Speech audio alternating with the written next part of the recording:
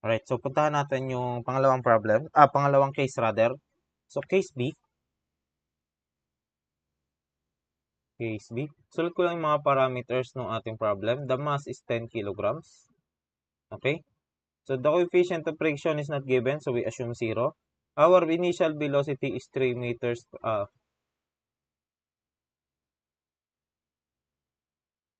3 meters per second, and that ang hinahanap sa atin is the final velocity at s is equal to 8 meters. So sabi din sa atin ng problem, the direction of motion is to the right. Therefore, if we write the equation of motion, so in this case, the motion is described as a function of s or the distance s. Okay? So the forces acting on the body is 2.5 s. Okay? And this is positive kasi nandun siya sa direction of motion. And that is equivalent to ma. Therefore, our acceleration is given by, since m is equal to 10 kg, our acceleration is 0.25 s. Okay? Now, this acceleration is not constant. So, opposing to this one, ito kasi is merong constant acceleration na 1. In this case, the acceleration is changing with respect to the distance s. So, hindi natin pwedeng gamitin yung three important equation or the three functions or the three equations ng constant acceleration dito. Nakalimutan ko yung exact term eh. So, sa constant acceleration, nakalimutan ko yung topic natin, yung term na ginamit ko sa topic natin na yon. Pero we have derived doon yung tatlong function. Velocity as a function of time, velocity as a function of displacement, and then you have the displacement as a function of time. Yata. So, yon. So, in this case, hindi natin pwedeng gamitin. But we have the relationship BdB is equal to AdS. Okay? So, sulat ko na lang dito. Ayan. If we apply integration of both sides, so you have the integral of BdB is equivalent to the integral, ano yung value ng s? Ng a rather, 0.25 s ds. Okay? So, ang problema is the limit. Sabi sa atin, our velocity started at 3 meters per second. So, nag-start yan ng 3 meters per second, which is our initial velocity. And yung final velocity is unknown, so we denote this as b. Okay? So, on the other side naman, our differentiating variable is s. So, our initial value of s is 0. So, saan nanggaling yon? Stated ng problem. Okay? V is equal to 3 meters per second at s is equal to 0. Okay? So, 0. And then, yung hinahanap nating velocity is merong distance na 8 meters per second. So, this should be 8. Okay? So, this one will become v squared from 3 to v equivalent sa 0.25 s squared over 2. Nakalimutan ko yung over 2. From 0 to 8. So, matatanggal lang din ito. Therefore, we have v squared minus 3 squared is equivalent sa 0.25 8 squared minus 0 squared. Okay? So, we have now the value of b equivalent to 0.25 by 8 squared minus 3 squared. Plus rather. And then we take the square root of this.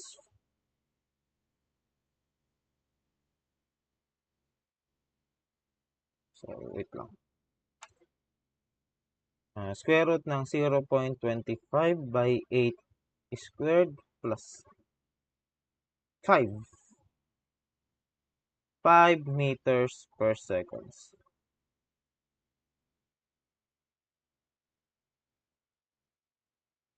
Itin ko nga. Square root ng integral ng 0.25 x from 0 to 8 plus 3 squared. Square root of 17. So we have two different answers.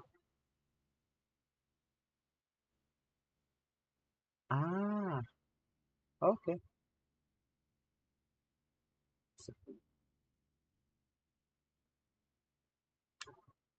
Yan, 5. Tama.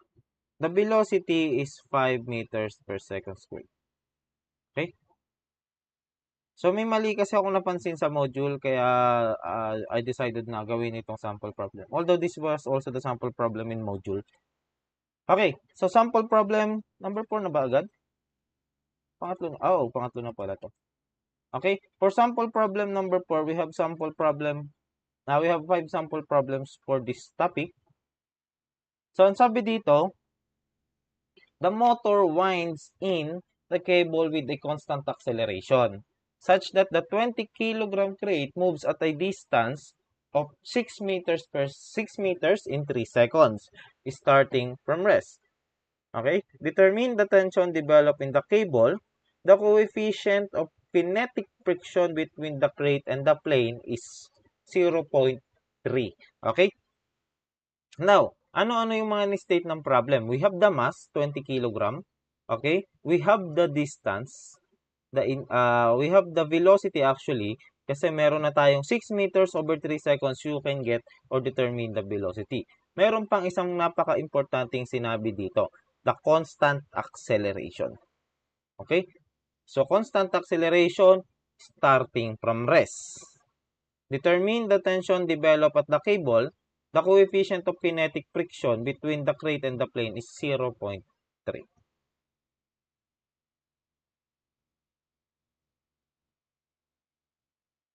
So, kakopy ko lang yung figure para hindi na tayo mahirapan mag-drawing. Init na nung aking computer.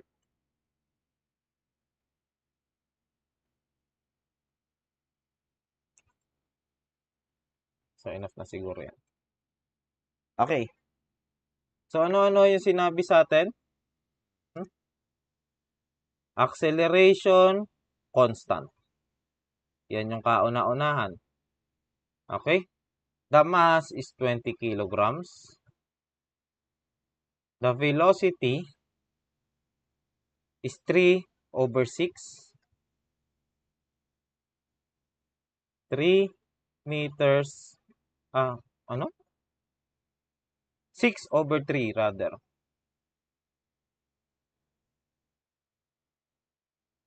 6 meters in 3 seconds, which will yield to 2 meters per seconds na velocity.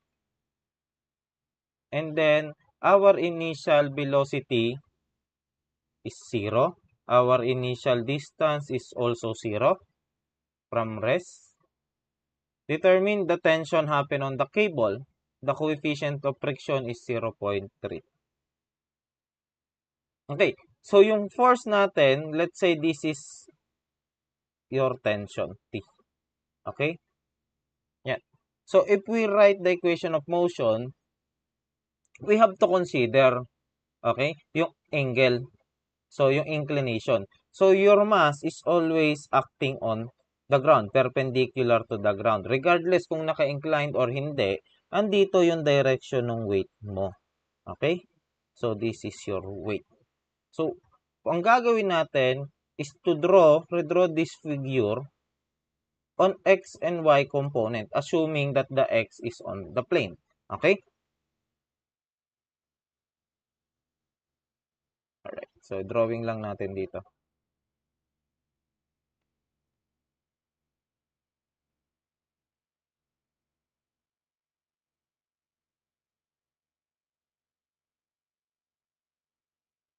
Alright. And then, nandito yung T. Okay? The acceleration is going on this direction.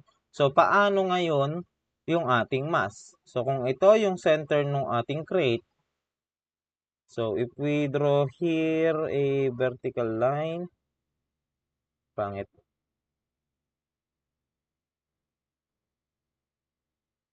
Okay? So, this should be around 30 degrees. Tama. And this is 60 degrees.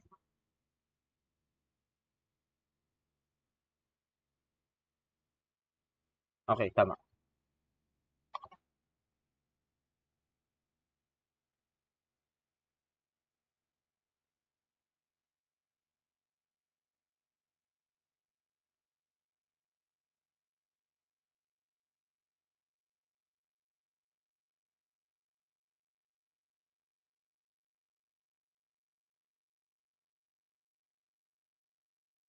So our weight or our weight is acting here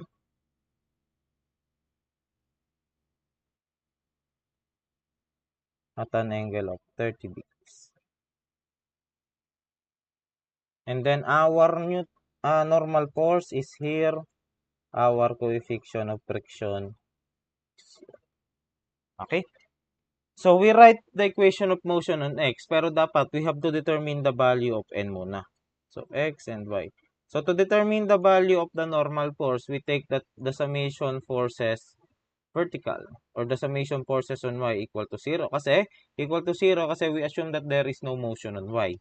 Okay? Ito lang yung direction of motion. So your W cosine 30 degrees is equivalent, minus n is equal to 0. Okay? So your n is equal to W cosine 30 degrees. And what is the value of W? This is mg cosine 30 degrees. Okay? So if we write the equation of motion on x,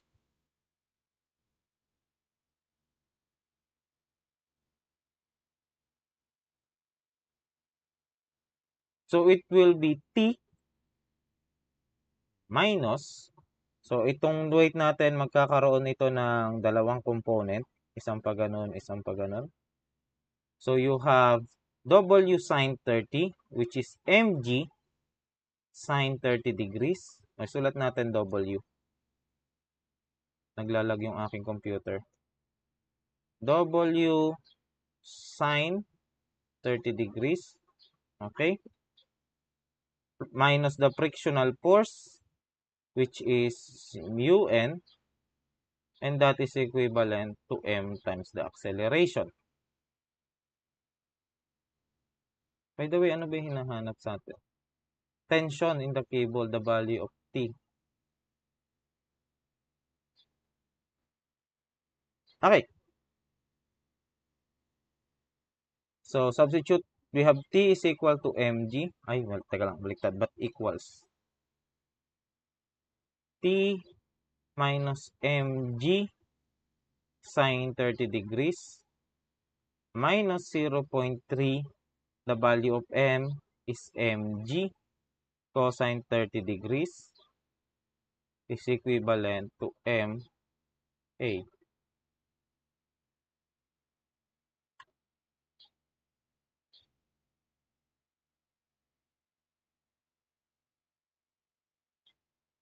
Okay. So, T now is equivalent to the value of m is 20. Ba't ba laging equal yung nailalagay ko? Naglalag yung aking PC. T minus the value of m is 20 kg multiplied by 9.81. This will become in Newton sine 30 degrees minus 0.3 ng 20 times 9.81.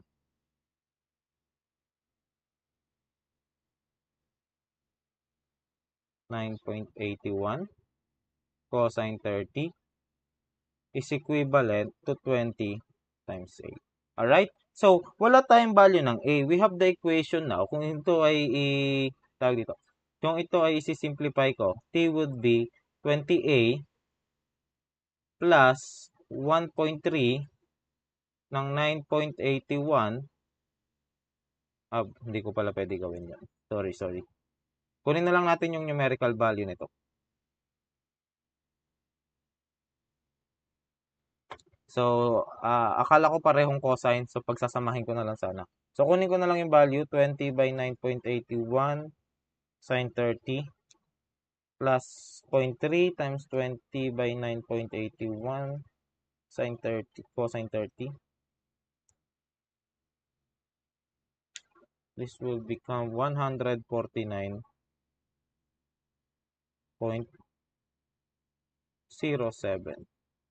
newtons.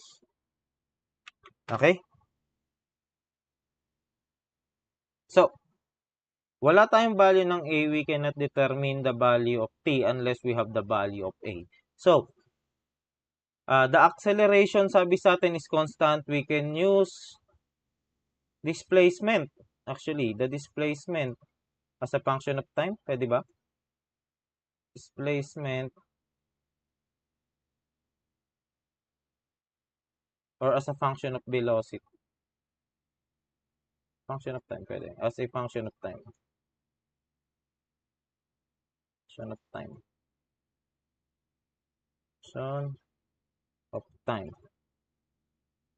Oops. And that is given by S is equal to the initial plus BOT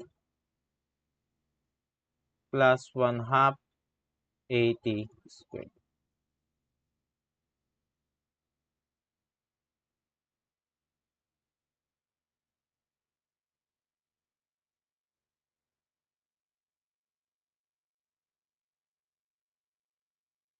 Nawala ito.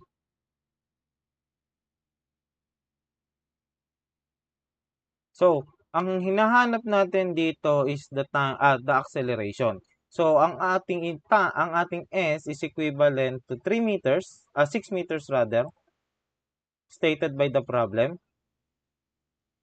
Is equal to our initial S or our initial displacement is 0 plus the initial velocity is 0 multiplied by the time which is 3 seconds plus 1/2 multiplied by the acceleration times the time 3 seconds squared. So, ang makukuha nating acceleration dito is 6/2 over 3 squared. 1.33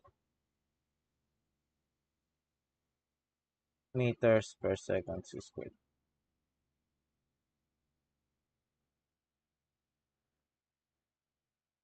Okay? So, this is your acceleration. Kung ipapasok ko yan dito, the value of t becomes 20 times 1.33 plus 149.07. Or we have 175.73 newtons.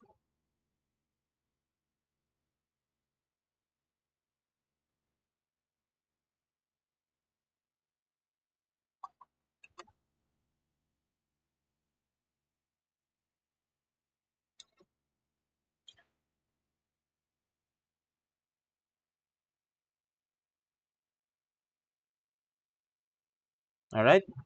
So, for the last sample problem, sabi sa atin, the 2 megagram car is being towed by a winch. So, hindi ko alam yung winch. Siguro makina yan na kagaya nung sa kanina, may cable to pull. Okay? If the winch exerts a force of T is equal to 100 S plus 1. Again, yung force natin is a function of distance on the cable, where S is the displacement of the car in meters. Determine the speed of the car when S is equal to 10 meters starting from rest. Neglect rolling resistance of the car.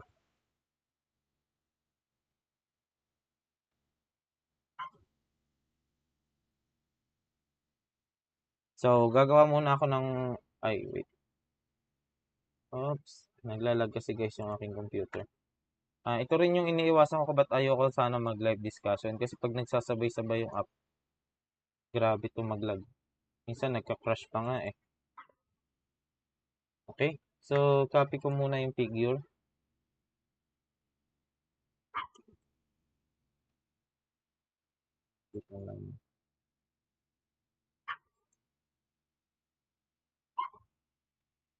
Okay, screenshot ko na rin yung tanong.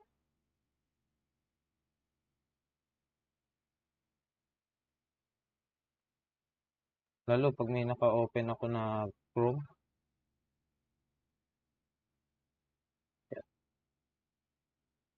So, sabi sa atin, ang mass ng object, the mass of the car is 2 megagrams. So, 2 times 10 to 6 grams. Or that is equal to 2,000 kilograms. Okay? Being towed by a winch. So, sabi niya, ang force daw na ine-exert dito say this is your T, is equivalent to 100 S plus 1 newtons. Okay? So, where S is the displacement, and then may condition tayo. Sabi niya, determine the speed of the car, the velocity, at S is equal to 10 meters per second. So, starting from rest, therefore, our BO is 0. Our S initial is also 0. Okay? So, if we neglect the rolling resistance of the car. So, bakit nire-neglect natin kapag gulong? So, iba kasi yung consideration ng gulong. So, hindi ito kinetic friction. Okay? Kasi ang friction nito is traction. Umiikot yung gulong natin, therefore, we assume that there is no friction. Okay? So, unless bibigyan kayo ng rolling resistance, which is very seldom naman. Okay? So, first we have to write the equation of motion. The acceleration is going here. Equation of motion.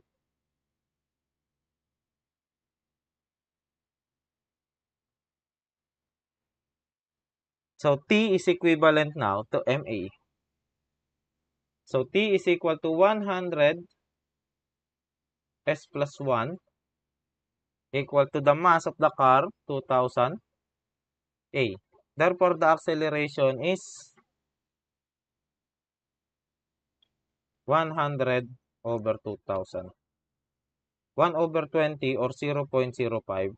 0.05 S plus 1 meters per second squared. Okay? So again, hindi natin pwedeng gamitin yung velocity as a function of displacement. So we can use the relationship BdB is equal to AdS. Okay? So by using integration, you have the integral of BdB. Ano yung value ng A natin? 0.05 S plus 1 ds. We integrate this. And the limits for the velocity, the initial velocity is 0. And we have to find the certain velocity. Okay? So, for the distance, that is 0. And kung saan natin hahanapin yung velocity, which is 10 meters. Okay? So, this will become V squared from 0 to B equals to guys 0.05 S squared plus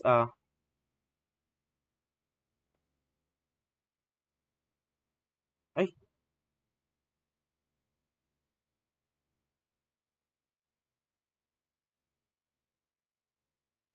oops, ayun na siya.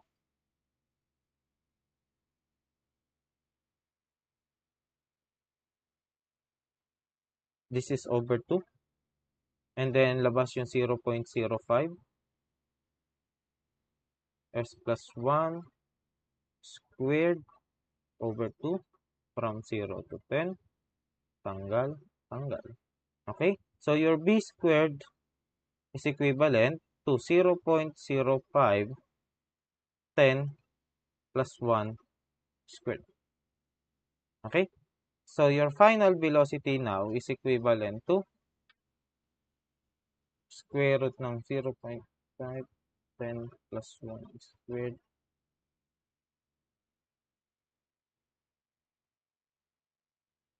.46. So, 2.46 meters per seconds. So, this is your velocity of the car at S is equal to 10 meters, given that the force or the tension acting on the cable is equivalent to 100 S plus 1. Okay? So, that's it. Siguro magki-quiz na lang tayo sa Wednesday, bukas. Mag face-to-face meeting tayo for the quiz. And yung mga hindi nakapag-exam due to the permit or any other reasons, so pwede kayo mag-exam tomorrow. Just let me know before you take the exam. So, nasa school ako ng 8 a.m. bukas. So, kung meron kayong, kung gusto nyo mag-exam, that would be the best time para makapag-exam kayo. Okay? So, you will be having a quiz regarding this. And siguro sasamahan ko na isang projectile para magkaroon kayo ng face-to-face quiz regarding the projectile motion. Okay? So, that's it for the, our last topic is curvilinear. I think, Ano ba yung last topic natin? So, i-check ko muna. Our topic before ito is project, hindi, curvilinear nga. So, ito. So, ito na lang siguro. Magki-quiz kayo regarding this kasi wala pa yata kayong quiz dito. And then, regarding this one tomorrow, Wednesday. Right? So, that's it. Thank you for your time today and have a great day.